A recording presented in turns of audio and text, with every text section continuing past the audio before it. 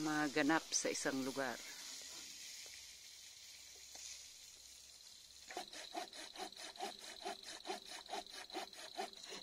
Yes, I will eat in a few minutes. Thanks for offering the food. You did it. Mainit ang tubig. Galing sa araw. Para ring na-sanitize din yung tubig. Kain na tayo. Wait lang.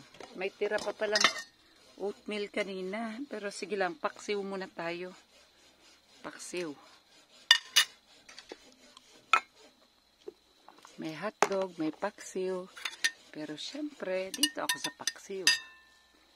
Masayang buhay. Masayang paksiw.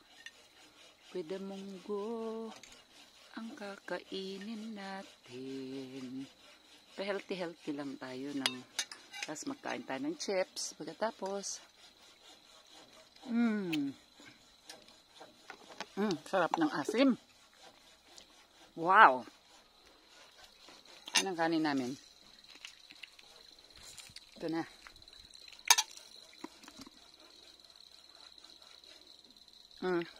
The sandok is not the greatest of all. So, I'd prefer to use my spoon. Why is it here? I know. Because I used it kanina. Always rinse it before. Ewan ko kung kailan kami magkakaroon ng sarili naming table.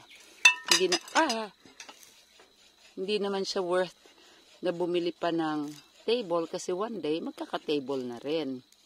Ganun lang talaga ang tawag dyan po ay, ang tawag sa ganito ay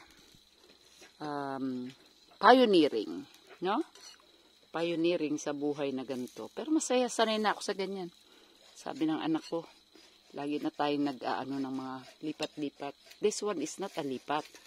This is a place from our dear parents who gave us this land. Thank you, Lord. So, babay muna kayo ha. Kain muna tayo.